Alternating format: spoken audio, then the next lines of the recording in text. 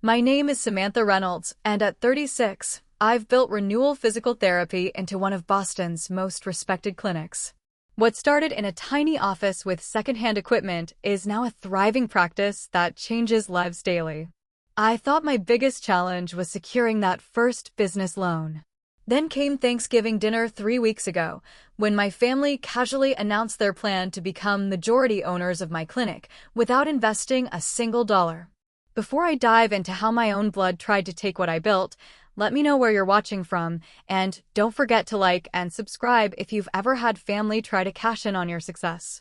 Growing up in suburban Massachusetts, I was the middle child in a family that valued practicality over passion.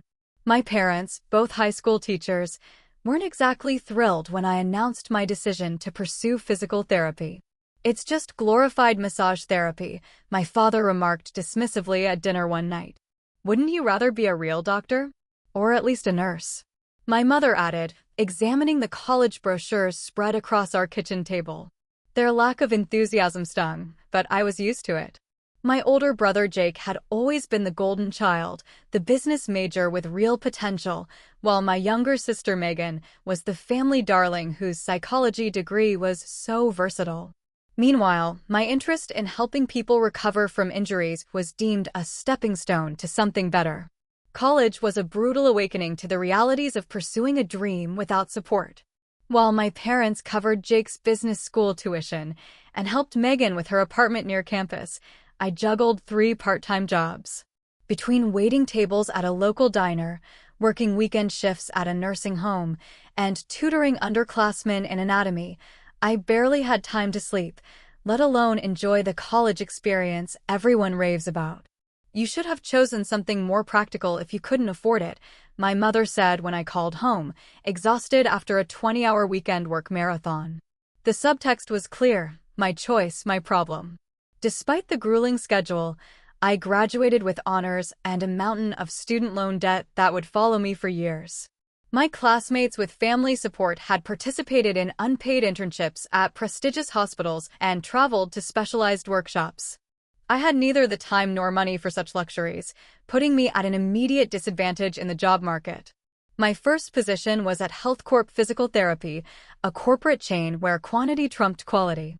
We were expected to see a new patient every 30 minutes, barely enough time to assess their condition, let alone provide meaningful treatment. The focus was on insurance billing codes rather than patient outcomes. After 18 months, I was burning out fast. During this time, Jake started his first business venture, a premium dog food delivery service that my parents eagerly invested in. When it failed 6 months later, they covered his losses without question. "That's what family does," my father said. "We support each other's dreams." The irony wasn't lost on me. Megan, meanwhile, bounced between jobs, always landing on her feet thanks to our parents' connections. When she needed a car to commute to her new counseling position, they helped with the down payment. When she wanted to move to a better apartment, they covered the security deposit. Their generosity seemed to have clear boundaries that stopped at my door. Despite feeling like the family afterthought, I continued developing my expertise, focusing on sports rehabilitation and post-surgical recovery. I volunteered at local marathons, networked with orthopedic surgeons, and took every continuing education course I could afford. My vision of a different kind of clinic began to take shape, one where therapists could spend quality time with patients, where treatment plans were truly individualized, and where both patients and staff felt valued. As I approached 30, the corporate clinic environment became increasingly intolerable. Patients were frustrated by the assembly line approach, and I was frustrated by my inability to give them the care they deserved. During a particularly difficult week when I'd been reprimanded for spending too much time with an elderly stroke patient, I made the decision that would change everything. "I'm going to open my own clinic," I announced during a rare family dinner. The silence that followed was deafening. "That seems risky," my mother finally said. "Do you have any business experience?" my father asked skeptically. Jake laughed outright. "Do you have any idea how much overhead costs for a medical practice?" Only Megan offered a tepid, "Well, good luck with that," before changing the subject. Their reactions only strengthened my resolve. If no one believed in me, I'd have to believe enough for all of them. The search for affordable office space in Boston's competitive real estate market was my first major hurdle. For 3 months, I spent every evening and weekend viewing properties that were either wildly expensive, hopelessly run down, or located in areas no patient would venture into. When I finally found a small space on the second floor of a professional building, just 800 square feet with 2 treatment rooms, it felt like finding water in a desert. With property in hand, I approached banks for a business loan. My detailed business plan, market analysis, and 5-year projections were met with blank stares and variations of the same response.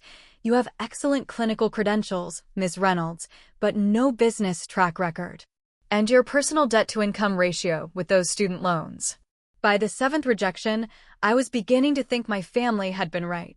Then, during a continuing education seminar, I met Dr. William Grant, a retired physical therapist who had successfully run 3 clinics in the Chicago area. After hearing about my struggles over lunch, he offered to review my business plan. "This is solid work," he said, surprising me. "Your financial projections are actually conservative, which banks should appreciate. The problem isn't your plan, it's that you're approaching the wrong lenders." Under Dr. Grant's mentorship, I applied for a small business administration loan through a community bank that specialized in healthcare practices. His letter of recommendation and guidance through the application process made all the difference. 3 weeks later, I received approval for a loan that would cover about 70% of my startup costs.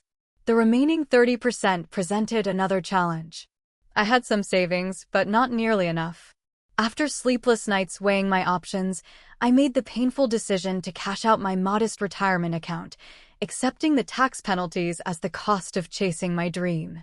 With financing secured, the real work began. I continued my full-time job at the corporate clinic while spending every other waking moment preparing for my own practice. My days started at 5 a.m. with paperwork and ended at midnight after meeting with contractors, equipment suppliers, or working on marketing materials. The learning curve was steep and unforgiving. I had to become an instant expert on everything from commercial lease negotiations to medical billing software, from equipment purchasing to employment law. Every decision carried the weight of potential failure, and there was no family safety net to catch me if I fell. When the contractor discovered mold behind the walls, adding $8,000 to the renovation budget, I took on side gigs doing home health therapy visits on weekends. When the custom treatment tables were delayed by 6 weeks, I scrambled to find used alternatives to avoid postponing my opening. When the city inspector required additional modifications to meet accessibility requirements, I stayed up all night painting the walls myself to save on labor costs. The permit delays were perhaps the most excruciating part. Each day without operating meant burning through my limited capital with nothing coming in. I became a regular face at the city offices, bringing coffee and donuts to the administrative staff, hoping to expedite the process through sheer persistence and pastries. Throughout this period, my family remained conspicuously absent. When I mentioned the challenges during our monthly phone calls, the responses ranged from my father's, "Well, that's business for you," to Jake's unsolicited advice to cut your losses while you can. My mother's constant refrain was, "It's not too late to go back to your stable job." Only Dr. Grant understood what I was attempting and why it mattered. His weekly check-in calls and occasional visits to the construction site kept me grounded when everything else seemed to be falling apart. Finally, after 8 months of preparation, Renewal Physical Therapy was ready to open its doors. The night before our official opening, I stood alone in the small reception area, taking in the fresh paint smell, the modest but functional treatment rooms, and the framed license on the wall bearing my name. I had exactly 3 patients scheduled for the next day, barely enough to cover an hour of operating costs, and my bank account was nearly empty. The magnitude of what I'd risked hit me all at once. What if no one came? What if I couldn't make rent next month? What if everyone had been right about my foolish dream? I sat down on the new reception couch and allowed myself 15 minutes of pure panic before standing up, straightening my shoulders, and locking up for the night. Tomorrow would come whether I was ready or not. The first 6 months of operation were an exercise in faith and perseverance. I opened Renewal Physical Therapy with the naive hope that exceptional care would naturally attract patients. Reality quickly taught me that in healthcare, quality alone doesn't keep the lights on. My first week brought a total of 7 patients, mostly friends and former colleagues who wanted to support my new venture. The second week was worse, with only 5 appointments. By month 3, I was seeing between 2 and 3 patients daily, nowhere near the 12 to 15 needed to break even. With my savings dwindling rapidly, I had to get creative with marketing on a budget that was essentially zero. I designed my own business cards and brochures using free online templates, then personally delivered them to every doctor's office within a 5-mile radius. I offered free injury screening clinics at local running stores and fitness centers. I wrote weekly educational articles for community newspapers and local health blogs, positioning myself as an expert in sports rehabilitation. Most evenings after closing the clinic, I attended networking events, Chamber of Commerce meetings, health fairs, small business owner gatherings, anything that might generate referrals. I volunteered as the medical support for charity 5K races, applying athletic tape and offering recovery tips while discreetly distributing my cards. Every interaction was an opportunity one couldn't afford to waste. Despite these efforts, financial reality was harsh. Boston winters are notoriously brutal, and my first December saw a week of heavy snowstorms that resulted in multiple cancellations. With no patients, no income, and quarterly taxes coming due, I faced my first major crisis. I might have to close, I admitted to Dr. Grant during one of our mentoring calls, the words physically painful to say after everything I'd invested. Every new business goes through this valley, he reassured me. The question is whether you have the stomach to keep walking through it. That conversation led me to take out a personal loan, adding to my already substantial debt, just to cover basic expenses and keep the doors open through winter. I cut my own salary to barely subsistence level, moved to a cheaper apartment with 2 roommates, and sold my car in favor of public transportation. When I skipped our family Christmas gathering to work on year-end billing and to avoid the inevitable questions about my little experiment, my mother called to express her disappointment. "I told your Aunt Judy you'd be here," she sighed.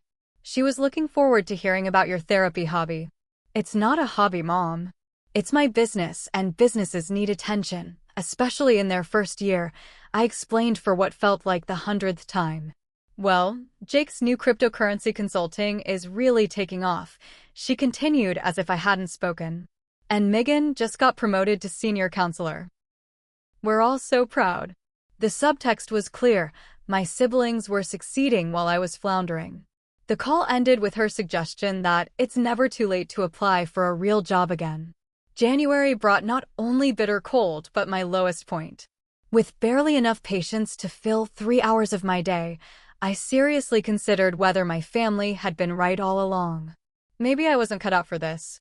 Maybe I should cut my losses. Then came the turning point I'd been working toward without realizing it. Dr. Michael Chin, an orthopedic surgeon I'd met at a healthcare symposium months earlier, called with an unexpected opportunity. The physical therapist who had been treating Westfield University's basketball team had relocated, and they needed someone to finish the season. Dr. Chin had recommended me based on our conversation about my specialized approach to sports rehabilitation.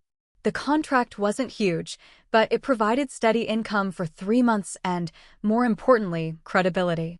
Working with collegiate athletes created a ripple effect.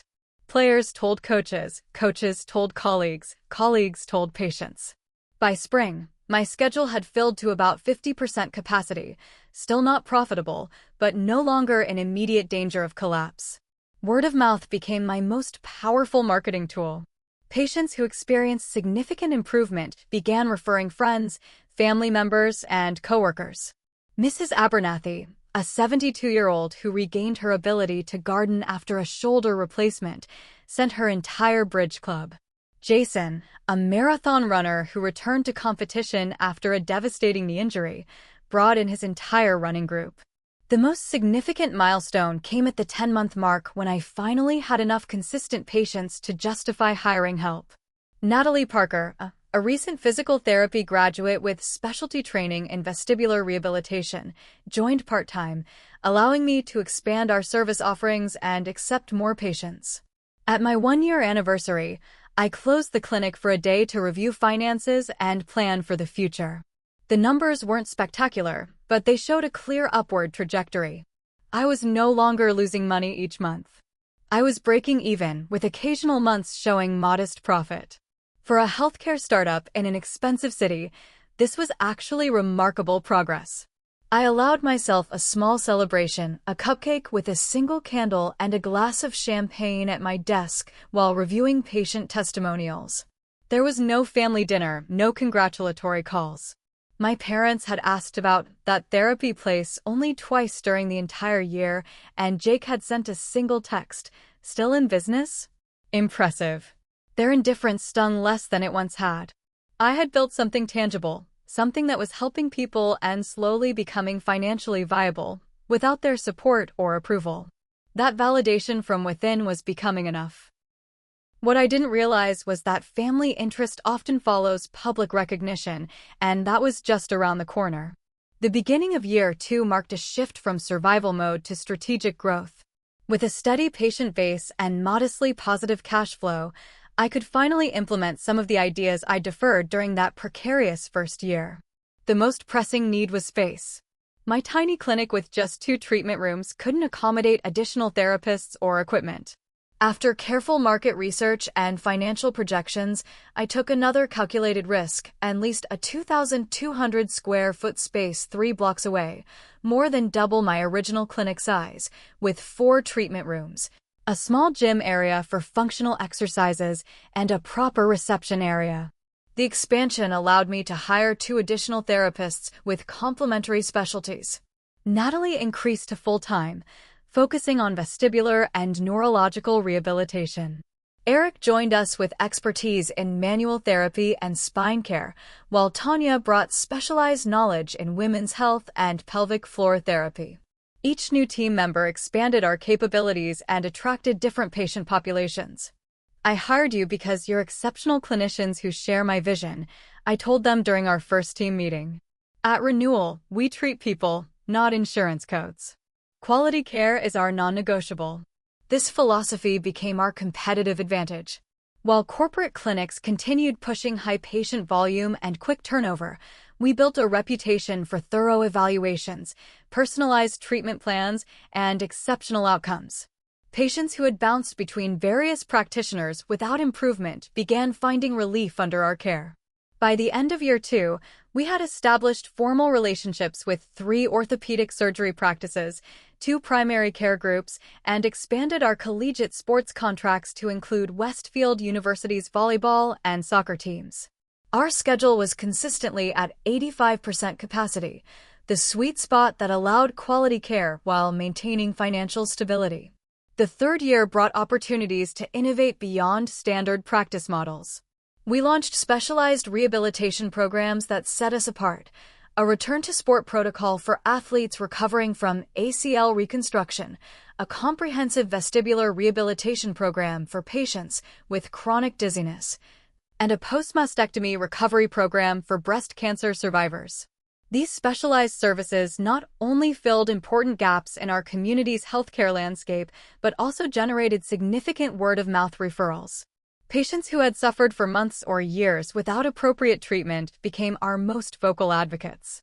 With increasing financial stability, I was able to implement another core value: accessibility. We established a scholarship program for low-income patients, providing reduced cost or free treatment for those who couldn't afford traditional physical therapy. For every 10 full-paying patients, we served 1 scholarship patient, a model that proved both sustainable and deeply rewarding. My insurance ran out after 6 sessions, but I needed at least 12 to recover from my stroke, Mrs. Garcia told me, tears in her eyes. "Without your scholarship program, I'd be stuck in that wheelchair."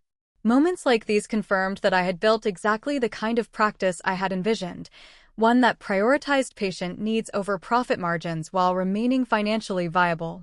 By mid-year 3, the clinic was stable enough that I could finally pay myself a reasonable salary, still below what I might have earned as a senior therapist at a corporate practice, but enough to move out of my shared apartment, start rebuilding my retirement fund, and occasionally enjoy small luxuries like dinner at a nice restaurant or tickets to a show.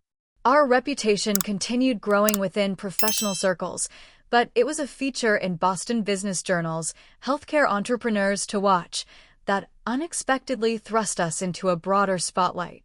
The two-page spread highlighted our innovative care models, community scholarship program, and impressive growth metrics.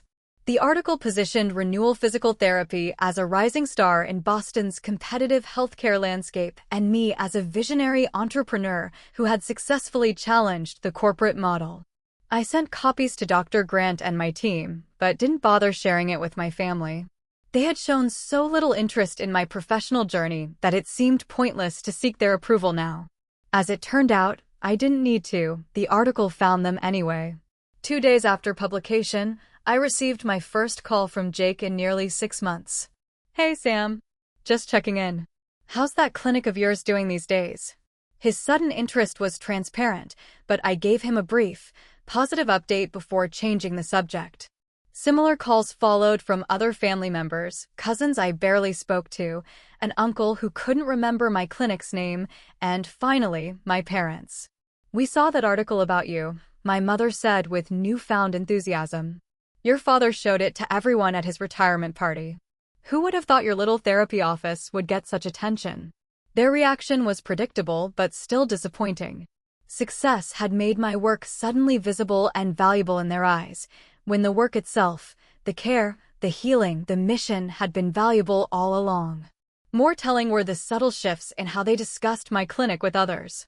My sister Megan, who had previously referred to my practice as Sam's therapy thing, now mentioned my sister's successful healthcare company to her friends. My father, who had questioned the wisdom of opening an independent clinic, now introduced me as my daughter, the healthcare entrepreneur, at family gatherings. I found their belated pride both vindicating and vaguely unsettling. Why did external validation suddenly make my work worthy of their respect? And why did I still crave that respect despite everything? Jake's interest proved particularly persistent. His cryptocurrency consulting business had apparently hit some turbulence, and our conversations increasingly included questions about my clinic's revenue streams, profit margins, and growth plans. At first, I attributed his curiosity to professional courtesy between entrepreneurs, but his intensifying focus on financial details soon revealed something more calculated. "You know," he mentioned casually during a rare family dinner, "healthcare is really recession-proof. Smart move getting into that sector." The comment might have seemed innocuous, if not for the speculative gleam in his eye, the same look he got when evaluating a potential investment opportunity. Something in his tone made me uneasy, though I couldn't yet articulate why. As the clinic approached its 4th anniversary, we were no longer just surviving, but genuinely thriving. We had expanded to 7 therapists, added a dedicated administrative staff, and were considering opening a satellite location in the suburbs. Our patient satisfaction scores consistently topped 98%, and we had a waiting list for non-urgent cases. More importantly, we had stayed true to our founding mission, providing exceptional, personalized care that helped people reclaim their lives after injury or surgery. Every week brought stories of grandparents able to play with grandchildren again, athletes returning to competition, workers avoiding disability through proper rehabilitation, and individuals finding relief from chronic pain they'd been told they'd have to live with forever. I had built something meaningful and sustainable, something I was deeply proud of, regardless of anyone else's opinion. Which is why what happened next was so profoundly shocking, even though perhaps I should have seen it coming. Thanksgiving has always been my family's most significant gathering. This past November was no exception, with relatives traveling from across New England to my parents' suburban home for the annual feast. Having missed the previous year's celebration due to work commitments, I made a special effort to attend, arriving early to help with preparations. The house buzzed with the usual holiday chaos, football on the living room TV, children racing through hallways, and the kitchen a flurry of cooking activity. My contributions of homemade cranberry sauce and apple pie were accepted with my mother's standard, "Oh, you didn't have to go to all that trouble," that somehow still managed to sound like criticism. Dinner proceeded with the traditional parade of dishes and small talk. I fielded the usual questions about my single status, still no special someone, and deflected comments about looking tired. Running your own business must be so stressful. Normal family dynamics, nothing unexpected. It wasn't until dessert that I noticed something unusual. My parents kept exchanging meaningful glances, while Jake checked his watch repeatedly. Megan seemed unusually attentive to the conversation, rather than absorbed in her phone as usual. Something was clearly brewing. As coffee was served, my father cleared his throat with deliberate ceremony. "Before everyone disperses, Carol and I have something we'd like to discuss with all of you, but especially with Samantha." The room quieted, and all eyes turned to me. My first thought was that one of my parents had received a troubling medical diagnosis. Why else would they create such a formal moment? "As you know," my father continued, "I've been retired for 2 years now, and your mother is planning to retire from teaching this spring. We've been thinking a lot about our next chapter." My mother nodded, adding, "We want to stay active and engaged, not just sit around playing golf and bridge." Relief flooded through me. This was about their retirement plans, not health concerns. I relaxed slightly, reaching for my coffee. "That's why," my father continued, "we've been discussing the possibility of family business opportunities." Something in his tone made me set my cup down untouched. Jake leaned forward, taking his cue. "Sam, we've all been watching Renewal's success with real pride. You've proven the concept works. But now it's time to take it to the next level, and that's where I come in." My brother pulled out a small folder and opened it on the table. "I've drafted a preliminary business development plan that would expand Renewal to 3 additional locations within 18 months. As the new business development director, I would oversee this expansion while taking approximately 30% ownership." The room began to feel airless as Megan chimed in. "And I could handle all the marketing and social media. My psychology background gives me great insight into patient messaging. For that contribution and my connections in the community, I'd take about 25%. My parents exchanged satisfied glances before my father delivered the final piece. "Your mother and I would serve as silent partners, with a combined 15% share. We could provide wisdom from our years of experience managing people and budgets." Simple arithmetic told me they were proposing to claim 70% of my clinic, leaving me with just 30% of the business I had built from nothing. This would make Renewal truly a family business, my mother concluded warmly, as if bestowing a gift. "We should all benefit from your success, don't you think?" The silence that followed felt eternal as I struggled to process what was happening. After years of minimal interest and zero support, my family was now proposing to become majority owners of my clinic without investing a single dollar. "What capital are you planning to contribute to this expansion?" I finally asked, my voice steadier than I felt. The questions seemed to catch them off guard. Glances were exchanged before Jake responded with characteristic confidence. "Capital? We're bringing intellectual capital, Sam. My business expertise, Megan's marketing skills, Mom and Dad's management experience. That's more valuable than money. Anyone can do physical therapy," he continued, waving his hand dismissively, "but business development takes special talent. You've hit the ceiling of what a clinician can build alone. You need us to take Renewal to the next level." Megan nodded in agreement. "Plus, you got lucky with timing and location. The market's getting more competitive now. You need my social media expertise to stay relevant."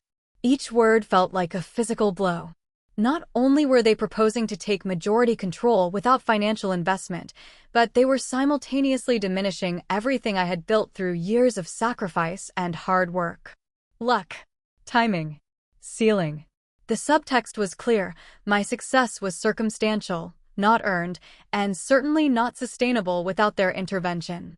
My mother must have noticed my expression because she reached across the table to pat my hand. "Sweetie, this is a good thing. After all we've done for you over the years, isn't it nice to be able to share your success with family?" The statement was so divorced from reality that I almost laughed. What exactly had they done? They hadn't contributed to my education, supported my career choice, helped with the clinic, or even shown basic interest until success was already evident. "We're family," my father added with finality, as if that single word justified everything. "We should all benefit from each other's successes." I looked around the table at their expectant faces. They genuinely believed they were entitled to majority ownership of my life's work simply because we shared DNA. The realization was both heartbreaking and clarifying. The silence that followed my father's declaration stretched uncomfortably as everyone awaited my grateful acceptance of their generous offer. What they saw instead was something they'd rarely witnessed: the full force of my unfiltered reaction. "No," I said quietly, then with more conviction, "absolutely not." The single word landed like a grenade at the Thanksgiving table. My mother's smile froze, Jake's confident expression faltered, and my father's eyebrows shot up in genuine surprise. "Now, Samantha," my mother began in her teacher voice, "don't be hasty. This is a tremendous opportunity for everyone." "An opportunity," I repeated, struggling to keep my voice level. "To give away 70% of the business I built by myself, without a dollar of investment or a minute of support from any of you. That's not an opportunity, that's a takeover." Jake leaned forward, switching to his negotiation tone. "Look, you're thinking about this all wrong. With my business development expertise." "Stop," I interrupted. "Let me make something absolutely clear. Renewal Physical Therapy isn't just a random business opportunity. It's the result of my education, my clinical expertise, my financial risk, and my 70-hour work weeks for years. It exists because I made it exist, despite having zero support from this family." My father's face reddened. "Now that's unfair, Samantha. After all we've done for you." "What exactly have you done?" I asked, the question hanging rawly in the air. "Did you help with my college tuition like you did for Jake and Megan? Did you support my career choice? Did you offer encouragement when I was working 3 jobs to make ends meet? Did you help with the clinic's down payment or renovations? Did you refer a single patient before that magazine article came out?" My voice cracked slightly as years of hurt bubbled to the surface. "For 3 years, you've referred to my clinic as that therapy hobby and questioned when I'd get a real job. Now that it's successful, suddenly you want majority ownership." The table had gone completely silent. Even the children had stopped playing in the next room, sensing the tension. "I think you're being extremely selfish," Jake finally said, his tone cold. "Family supports family. When my dog food business failed, I didn't turn my back on everyone." "No, you took Mom and Dad's money, lost it all, and then took more," I replied.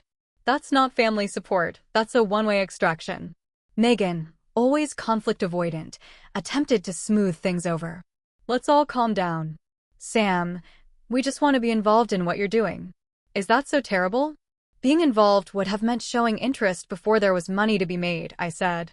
"It would have meant asking about my day, celebrating small victories, or just acknowledging that what I was building mattered. None of you did that." I stood up, suddenly needing air. "If you want to be involved in a healthcare business, start your own. I've shown it can be done. Certain people get too big for their britches when they have a little success," my mother remarked to no one in particular, her voice dripping with passive aggression. "I'm not too big for my britches, Mom," I replied, gathering my coat. "I'm just finally the right size for me. And that includes being able to say no to people who haven't earned a place in what I've built." With shaking hands, I left the dinner early, the pumpkin pie I'd brought still unserved on the sideboard. Driving home in the dark, tears blurred my vision as conflicting emotions battled within me: pride at finally standing my ground, grief for the family support I'd never had, and fear that I'd just severed important relationships. The 2 weeks that followed were a barrage of attempts to talk sense into me. My father called daily with revised proposals and emotional appeals. "We're getting older, Samantha. Don't you want to secure your parents' retirement?" Jake sent detailed business plans showing projected growth that conveniently required his leadership. Megan texted articles about family businesses and their supposed advantages. Extended family members were recruited to apply pressure. "Your cousin Rick says you're being stubborn," my aunt reported. "He thinks you should appreciate having family who want to be involved." The most painful call came from my mother, who abandoned strategy for raw emotional manipulation. After all the sacrifices we made raising you, this is how you repay us? By denying us security in our old age. Each conversation left me emotionally drained but increasingly certain of my position. This wasn't just about business ownership. It was about a lifetime pattern of conditional support and unequal expectations that I was finally ready to break. Seeking clarity away from family pressure, I scheduled a meeting with Dr. Grant, who had remained a trusted mentor. Over coffee in his home office, I described the situation in detail, including my family's proposal and my conflicted feelings. Family business dynamics are notoriously complex, he said after listening carefully. But what strikes me about your situation isn't the business aspect, it's the fundamental lack of respect. His words crystallized something I'd felt but couldn't articulate. They don't respect what you've built or how you built it, he continued. More importantly, they don't respect your autonomy as an adult who can make her own decisions. The question isn't whether their business proposal makes sense, it's whether you want to enter a partnership with people who fundamentally don't value your contribution. I don't, I said with certainty. But I also don't want to lose my family. Setting boundaries isn't the same as cutting ties, Dr. Grant reminded me. Though sometimes people who aren't used to boundaries react as if it is. That conversation gave me the courage to make difficult decisions in the following weeks. First, I consulted with a business attorney to legally protect the clinic from potential family entanglements. We created a formal operating agreement, clarified ownership structures, and established protocols for any future partnerships or investors. Second, I implemented business procedures that created clear separation between personal and professional relationships. All hiring would go through formal processes with objective criteria. All financial investments would require proper documentation and board approval. All partnerships would need to demonstrate mutual benefit through measurable metrics. Most difficult was my decision to limit contact with family members until the situation stabilized. I didn't cut ties completely, but I stepped back from weekly calls and declined the next few family gatherings. The space allowed me to preserve my mental health while reinforcing the seriousness of my boundaries. The distance created room for reflection on deeper cultural expectations. Like many first-generation business owners, I straddled conflicting values, the entrepreneurial emphasis on individual achievement versus familial expectations of shared resources and mutual obligation. The tension wasn't just about my specific family, but about navigating these broader cultural contradictions. During this period of limited family contact, I found unexpected support elsewhere. My clinic team rallied around me with understanding and encouragement. Friends who had witnessed my struggle to build Renewal offered perspective when self-doubt crept in. Colleagues in healthcare who had faced similar family dynamics shared their experiences and coping strategies. After 6 months of minimal contact, I felt centered enough to have direct conversations with my parents about respect and boundaries. Over a quiet lunch at a neutral restaurant, I explained how their dismissal of my career and subsequent attempt to claim ownership had affected me. I've never asked for special treatment, I told them. All I've wanted is the same support and respect you've given Jake and Megan. When you tried to take majority control of my clinic without contributing anything, it communicated that you still don't see me as capable or deserving of what I've built. Their initial defensiveness gradually gave way to reluctant understanding. While they didn't fully acknowledge the pattern of unequal treatment, they did agree to respect my business boundaries moving forward. We're proud of what you've accomplished, my father finally admitted. Even if we don't always understand it or show it the right way. Jake's reconciliation came more gradually. His new business venture, a blockchain consultation service, struggled in a saturated market, providing a humbling perspective on entrepreneurship. 6 months after our Thanksgiving confrontation, he called with an unexpected apology. I underestimated what it takes to build something from nothing, he admitted. What you've done with Renewal is actually incredible. I was jealous and opportunistic, and I'm sorry. Megan took longer to come around. Her passive-aggressive comments continued until she actually shadowed me for a day at the clinic, her first real exposure to what physical therapy entails. Watching me diagnose complex movement disorders, perform manual therapy techniques, and guide patients through rehabilitation exercises changed her perception. I had no idea it was so technical and comprehensive, she acknowledged. I thought you just helped people do exercises. This is actual healthcare. The gradual repair of family relationships didn't mean yielding my professional boundaries. If anything, the confrontation clarified the importance of maintaining them. I learned that I could love my family while still protecting what I had built. The clinic's 4th anniversary arrived with none of the lonely reflection that had marked previous milestones. Instead, we closed early for a proper celebration with the entire team, complete with champagne, catered food, and awards recognizing individual contributions. What had begun as my solitary vision had evolved into a thriving community of healers. When I started Renewal, I told the gathered staff I thought success would be measured by patient numbers or revenue. Now I understand it's really about impact, the lives we've helped transform, and the workplace we've created where exceptional therapists can practice the way healthcare should be delivered. The evolution of my relationship with success mirrored the evolution of my relationship with myself. The painful family confrontation had forced me to examine the validation I'd been seeking all along. Did I need my parents' approval to value my achievements? Did my siblings' recognition determine my worth? The answer, I finally understood, was no. This internal growth influenced my external decisions as well. With the clinic thriving, I decided to expand not through rapid multiplication as Jake had proposed, but through thoughtful extension of our core values. We opened a carefully planned second location in an underserved neighborhood, partnering with a community health center to improve access for diverse populations. My approach to family dynamics also transformed. After 6 months of limited contact, I gradually re-engaged with clearer boundaries and expectations. Sunday dinners resumed with an understanding that business discussions were off-limits unless I initiated them. Holiday gatherings continued with new ground rules about respect for everyone's career choices. The most significant change came in how I responded to familiar patterns. When my father made a dismissive comment about a new rehabilitation technique, I addressed it directly rather than internalizing the hurt. When my mother compared my achievements unfavorably to a colleague's, I calmly pointed out the pattern rather than accepting the comparison. I notice you often downplay my accomplishments, I told her during one such instance. I'm not sure if you realize how that affects me, but it does. I'd appreciate it if you could be more mindful of that. My newfound assertiveness extended beyond family. I became more confident in professional settings, advocating for my clinic's values in healthcare forums and negotiating more favorable terms with insurance companies. The woman who had once doubted her right to take up space now confidently claimed her expertise and authority.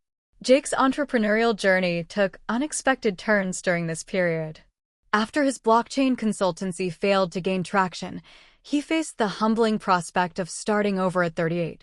Our relationship improved as his perspective shifted from seeing me as competition to recognizing me as a potential mentor. How did you know Renewal would work when everyone said it wouldn't? He asked during a rare moment of vulnerability. I didn't know it would work, I admitted.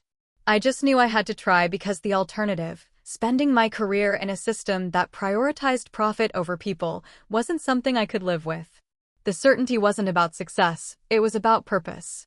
This conversation marked a turning point in our sibling relationship. Jake began approaching entrepreneurship with more authenticity, eventually starting a financial literacy program for young adults that aligned with his actual values rather than just profit potential. Megan's journey took a different path.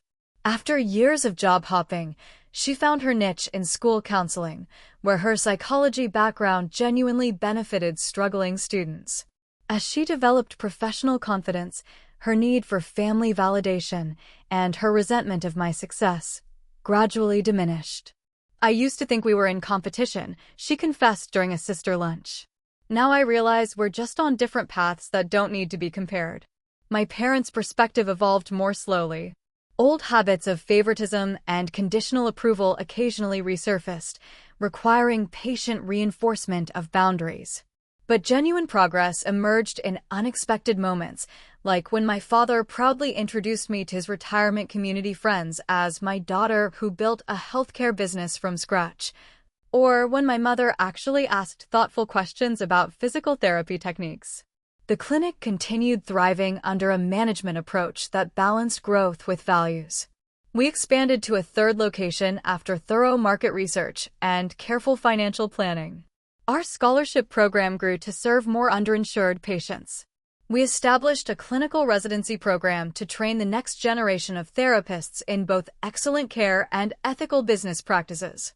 As the business matured, I worked with my attorney to create a proper succession plan, not the family takeover that had been proposed, but a thoughtful structure that would preserve Renewal's mission regardless of who owned it in the future.